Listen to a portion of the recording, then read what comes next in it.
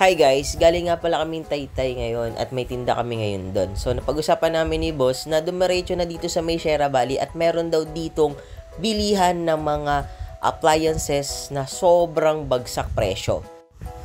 Tara, samahan nyo kami at tignan natin kung talagang bagsak presyo ang warehouse na to. Etong warehouse na pala na to is matatagpuan dito sa may Ortigas Extension. So makikita nyo yung dinaanan namin kanina na may nakalagay na Sierra Valley. So kung galing kayong Taytay, kakanan kayo. Kung galing kayong Ortigas Extension or Cubao, kakaliwa naman kayo. So ayun, nandito na tayo sa may runabout. Madali lang to makita tong warehouse na to. Ayan, runabout kanan, tapos dire-diretso lang.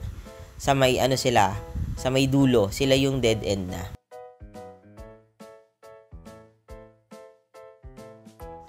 So ayun guys, papasok na tayo dito sa may parking area nila.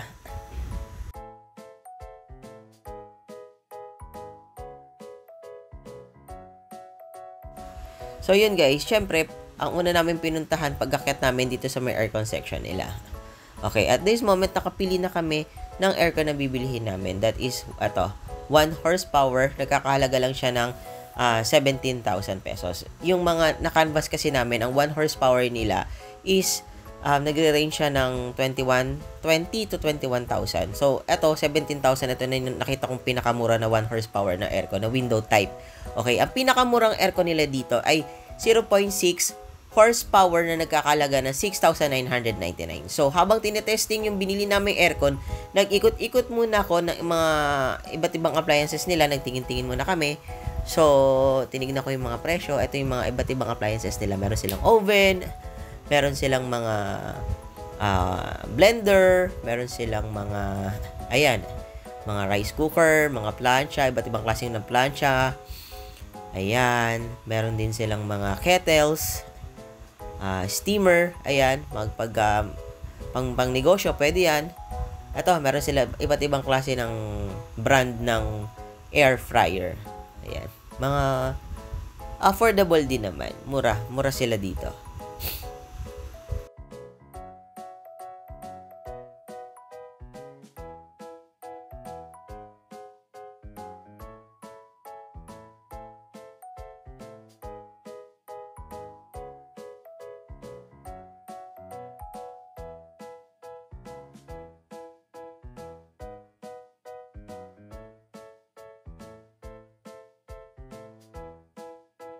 So, eto yung napili naming aircon.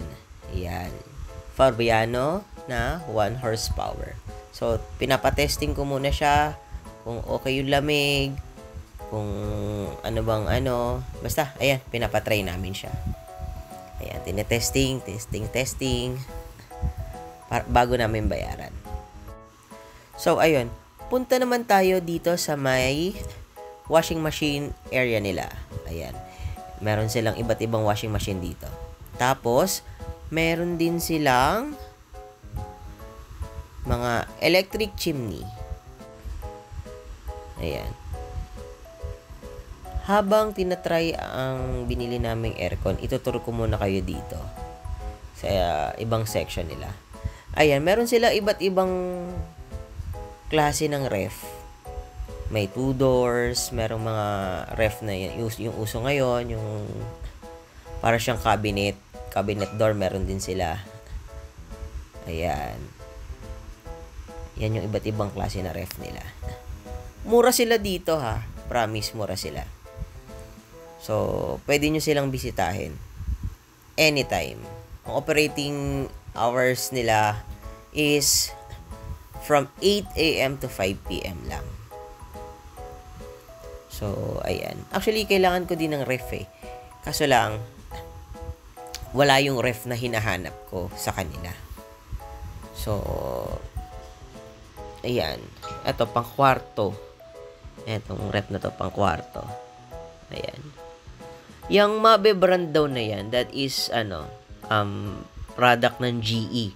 So, ang GE, ang pagkakaalam ko is kilala sa isa sa mga pinakamatibay na ref.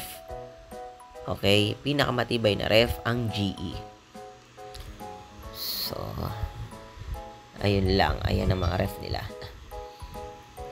Mga display lang itong pinapakita ko sa inyo ha. Pero syempre kapag bumili kayo, yung mga nakakarton at brand nyo ang ibibigay nila sa inyo. Etong ref na pangkwarto, ano lang to, hindi to lalagpas ng 5,000 plus. Ayan. Ganito lang yung gusto ko, pero meron akong hinahanap na design na babagay dun sa condo. So, X ako dyan, kahit mura siya. So, ayan. Balik tayo dito sa may mga kettles nila. Ito mga kettles nila, mura lang yan. Nasa tigti 300 plus lang yan. Ayan, meron silang mga Philips. Ayan.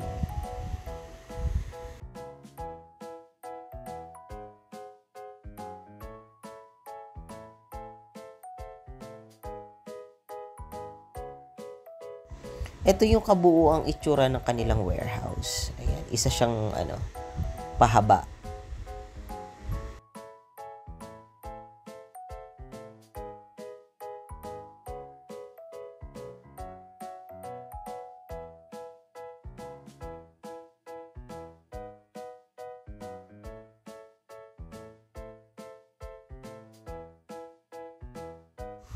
So, ayun na nga guys. Sorry, hindi ko na nakuhaan ng video yung pagbabayad at pagsakay ng aircon. Okay. Time to go. Sa mga naghahanap ng affordable at bagsak presyo na warehouse, dito na kayo pumunta sa warehouse na to. Sigurado, garantisado na sobrang mura nila kumpara sa iba. So, ayun, uulitin ko lang. Dito yan sa may Sierra Valley, Ortigas Extension, warehouse, bagsak presyo. Hindi, wala talaga sila nakalagay na bagsak presyo. Warehouse lang. Warehouse na may nakalagay na 70% off. Okay? Thank you guys for watching. Until the next video. Bye-bye!